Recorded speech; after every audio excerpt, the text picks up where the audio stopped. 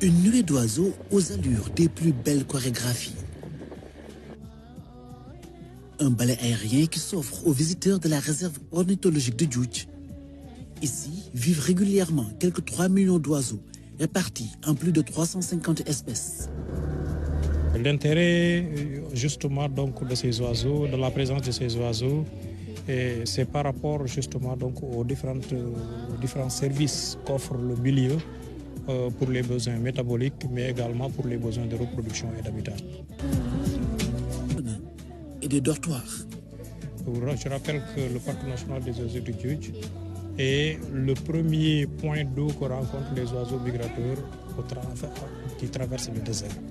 Alors c'est du coup un halte migratoire qui permet justement à ces espèces migratrices de pouvoir recharger la batterie, même s'il doit transiter pour aller dans d'autres sites, mais également de pouvoir quand même y résider donc pour les besoins donc, de la reproduction. Parce qu'il est situé dans la zone, n'est-ce pas, ou dans Flyway, ce qu'on appelle la zone de migration.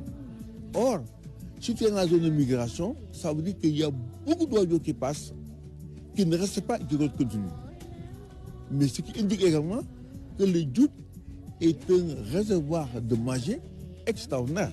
D'une superficie de 16 000 hectares, la réserve est composée d'une galerie forestière, un véritable bouclier contre l'avancée du désert. Se promener dans les eaux permet d'explorer ses richesses de plus près.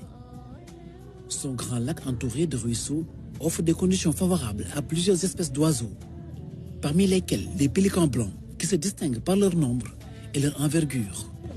C'est extraordinaire, je pense que ce n'est pas assez montré à l'extérieur du Sénégal.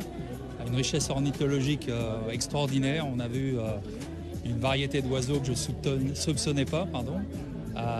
Et je pense que c'est un vrai vivier pour le Sénégal et une beauté qu'il faut montrer dans l'Est du monde. Des aménagements techniques sont réalisés dans le parc, comme cet îlot artificiel qui sert de nichoir à ces pélicans blancs. Oui, c'est intéressant puisque en fait c'est le monde qu'on va confier à nos enfants demain.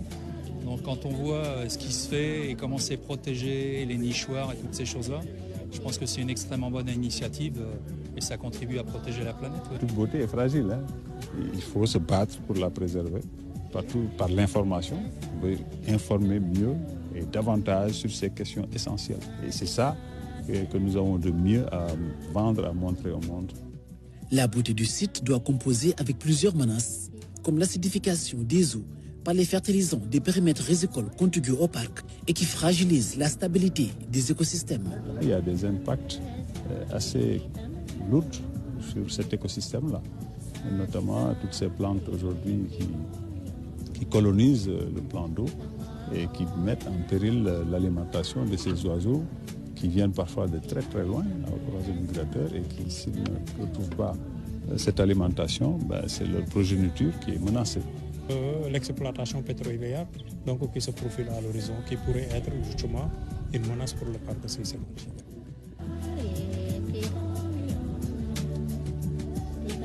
Une série de menaces à laquelle s'ajoutent les effets du changement climatique qui imposent la nécessité d'agir et vite.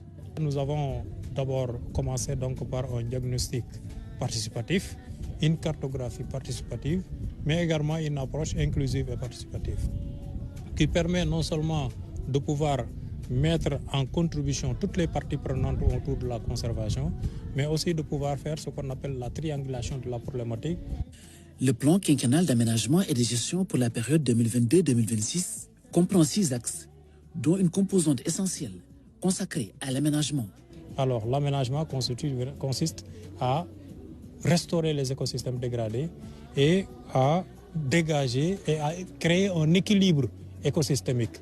Au cas où, par exemple, il y aurait des végétations flottantes, essayer de les dégager, les canaux de jonction, les dégager pour permettre justement une bonne mise en eau donc des points d'eau secondaires. La sédimentation qui se dessine au niveau des plans d'eau et qui est responsable de l'assèchement précoce des mares, donc soit levée à travers justement donc